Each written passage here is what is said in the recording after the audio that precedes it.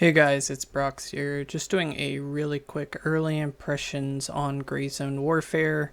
I've played approximately 10 hours so far and just want to give some brief feedback on my experience, things that I like, things that I don't like, and things that I think definitely need to be improved. So let's start right from the top. Purchasing. I definitely think that if you are a hard person against pay to win, that the purchasing options for this game definitely have pay to win features to them. So the DLCs or the extra additions do come with advantages, and those advantages do impact gameplay. From having more money, more medicals, more stash space.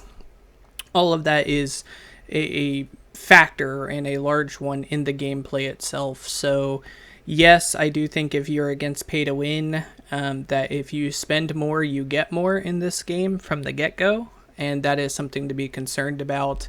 I wish it wasn't the case. I wish they just went the cosmetic only route or the gun skin route where they can give you some cool looking guns or some cool looking gear, because there is the ability to do apparel options, but the apparel is kind of really bland at the moment. There's nothing really like super cool or super, out there so far. I know it's supposed to be like a mill sim, so they're probably not going to go too crazy. But it could have been more of this and a little less of the pay-to-win features. Another aspect that I think is difficult is obviously if you're running on a lower end GPU, anything before a 3000 series NVIDIA card, you're likely going to struggle with this game just because of how much foliage there is and how much just there is being rendered. So I'm currently playing on a base 3080 Founders Edition. I am playing on a 34-inch widescreen monitor. I am getting around 90 to 100% GPU utilization, hovering around 77 to 80 C for temps, and I'm only getting around 70 to 80 FPS, depending on what I'm doing. It is playable, it's not optimal, and that is running on the lowest settings. So I am running on all low except for effects quality, which I left at medium. I have my frame limit at 120 FPS, and I have my vertical sync on just to help with any tearing issues that can happen. And I have post-processing the medium, no motion blur, no sharpening, no colorblind mode.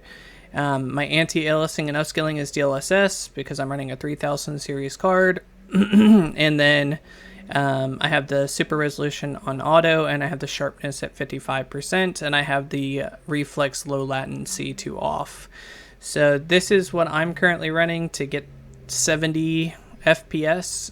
Like I said, it's playable. It's not optimal. I would love to be running on maybe medium settings, medium to high settings, to be able to make the game look a little bit better. But so far, that's my experience from that front. On the gameplay front, I will say that everything about this game so far has been really, really good. I have very minor gripes about the moment-to-moment gameplay. The only major gripe that I actually have with the game is I hate how this ADS looks. This looks so janky and so not what a normal FPS is like, and I really wish that we could get a little bit more into the actual scope of, the scopes, bring them closer to the screen, something more akin to, what EFT does or what Call of Duty does. This just looks really awkward, and it really isn't helping your visual range. Like, the scope isn't really adding much of a benefit at all, and it just feels wrong. I think they need to do another hard pass on this FOV and had the distance from the scope and how this looks. And it's been disproven on YouTube that this isn't even what it looks like in real life. It's not even close to what it looks like in real life. So I think they need to go to what real life actually is, where you don't actually see the scope. Your eye more focuses in on the actual reticle, and bring that closer to the player, closer to the screen, and enhance the field of view once you're looking down the scope. It gets a little bit better with an ACOG. Let me see if I have one. I can show you what I mean. So I pulled out a ACOG scope to kind of show you the difference.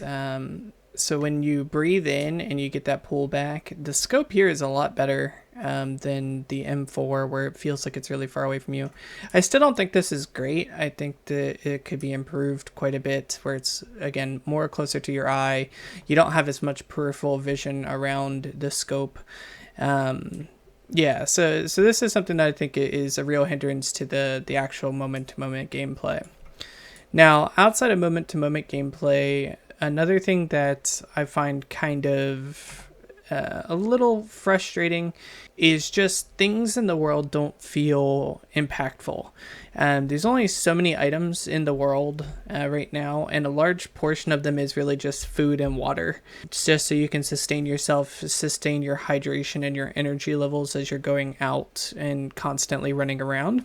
But outside of that, a lot of the items you're bringing back really don't have any value. And it's really, really hard to actually make money. All the large jumps of money that I've gotten so far is just from doing the actual missions for the vendors, which give around $1,000 to $2,000 per doing the mission. So if we go and we look at like my current task, this mission, when I complete it, it's going to give me $3,600. To get $3,600 from just pure items, extracting with loot, may it be guns, is incredibly difficult. So if we go to Gunny here, and we look at like a fully kitted M4A1, is $423. That means I'm going to need 369 just to get the same $3,600. And that's a fully kitted M4A1. If you look at something like a Moss 590, it's only $277. Or if you look at this SKS, it's only $393.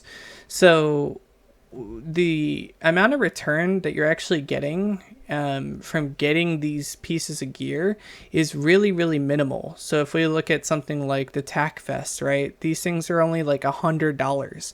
You would need like 300 of these to feel like you've actually made any headway on your actual dollars and cents. Now, on the flip side of that, buying things really isn't that expensive. So there is like a caveat there where like you're not really spending a lot to re-gear yourself, but in essence, that's also kind of taking away from the whole point of the game, right? Death doesn't feel that impactful. And I think this is probably my biggest gripe with the game at the moment, is when a player dies, their body persists for quite a long time. It feels like it's roughly 5 to 10 minutes before the server will actually make the body disappear. And it dependent on where you are on the map and you're actually fighting. So for instance, if I'm over here fighting at Sawmill, this is a 3-minute flight for me. So it's to go from this base camp to Sawmill to go have some PvP in the Crimson town means that I'm on a 3-minute flight just to get there, and then it's like a 10-minute walk to get from here to here. Like the run is actually extremely long. In that, if I am to kill anybody in Q von Saga von Sa or whatever it is, and actually like do some PvP, the LZ for them in this city is like right here. It's like right in this area. So they can literally in 10 seconds get back to the LZ here, and in like a 2 to 3 minute walk get back to their body, and they can reloot all their stuff. So it feels like there's no penalty right now for misplaying or dying. And I think what should change there is if you die, you should have a 5-minute timer before you can call another helicopter. And that should be your penalty, so that when the servers have time to actually let the other players loot your body before you come rushing back. In multiple times that I've been over here having PvP fights today, I've had entire teams that we've wiped, so like 3 to 4 man teams that we've wiped, come back within 2 minutes. We haven't even been able to loot their entire bodies, like to fully loot and go through all 4 of the bodies before they're right back on us as a 4-man. So I feel like this is something that really feels non-rewarding for actually having conflict in the game. Another issue that comes from that is there's not enough POIs. So there's a POI here, POI here, POI here. These poor guys down here, the Mithras, man, they're so far away from everything. I imagine the walk from Namthaven to Tiger's Bay is a 20-minute hike. Like, that's got to be brutal. But even from here, you know, to get over to the sawmill is like an hour plus walk, like to get the LZ over here. So the issue that we have is there's just not enough POIs in this map. Like, there should be a POI here, there should be a POI here, there should be a POI here, here, here, here. Like, there should be points of interest all over this map. Because the other issue that you run into currently is the game feels like it's designed in a way to structure around close quarters. So you get a heavy penalty for sprinting in this game. So I'll show you real quick. So you're going to see I'm going to start getting some debuffs in the top left corner. And I'll show you what those are in just a second. So if we go here, we look at my character and his health, we have out of breath and fatigued. So when you're running across the map, and you get down to the bottom of your stamina bar, up in my left corner, you'll see the stamina bar. Look how slow this regenerates. It's actually, I think, a little bit faster in the base, because that's not how fast it is in the real world. So out in the real world, you'll be running, and you're going to be fatigued and out of breath the entire time. It's brutal, and it makes running across these large open areas just extremely long and tedious, because there's no points of interest in between. Like, this is just wide open space. And just like, for instance, going from Sawmill to Q Von Saga, this is just wide open space. So you're just running through woods for like 10-15 minutes, and there's nothing to do here but run. And I feel like that's really bad. Like, having a really strict stamina system with a really low return and a high penalty, it tends to me to say that it really wants you not to have sprint all the time in close quarters. But it's kind of counterintuitive when a large portion of this game is just wide open area. When you get into town, now that's a little bit better, because yes, then people can't sprint away from you just constantly. They'll get fatigued, and you know, if you're fighting in a building or running up and down stairs, it does have its benefits in close quarters. Again, it's a system designed for close quarters, much like Escape from Tarkov, you know, handles that same system where like you can't run forever, because a lot of EFT, you're inside. You're in close quarters, you're in a building, you're in some sort of that. But that same penalty doesn't work when you're trying to cross large distances, and it takes hours to actually traverse this with nothing to do in between. You're literally just running through the woods. There's no animals, there's no bad guys, there's no buildings, there's no POI, and then on top of that, you have to manage the fact that going through, like, you know, areas from here to here, like this huge gap, there's no way to get things like extra hydration or extra food, because there's just nothing here. So you're running all this way, and you're dying essentially just to get to the LZ on this side of the map. So I think there's some things that really need to be considered when, you know, going forward for this game. One of them is just way more places. Way more places to do things, way more places to go, way more places to interact with, and then way better things to drop. Like, there's just nothing of like actual value that's dropping right now. Nothing that feels like, oh my god, I found this really cool thing. Outside of like finding like a Mosin or like a fully kitted gun in like a loot locker, but that's extremely rare. I've only had that happen once in 10 hours where I was like, oh, okay, cool. I got like 2 really cool guns out of a loot locker. There's just not that many of them. I mean, there's not a lot of, you know, oomph in the looting side of this game. So that needs to be taken a look at. And my last gripe with the game currently is the missions. So I'm currently on a couple tasks that I want to show you guys. So if I go here, this one right here, Rat's Nest, and it says once you've identified the it says your mission conduct through search the town and its outskirts and identify the hideouts used by these punks. Keep your eyes peeled for any suspicious signs or markings that might help you uncover them. The main areas of interest are in the town's north and south sections, and then it wants you to go find them. But it doesn't give you any information besides go to the town and try to find these markings in these buildings. Well, the problem is this town, you don't know if south of this town means like this is the north side and this is the south side. Is this the north side where the warehouse is and this is the south side?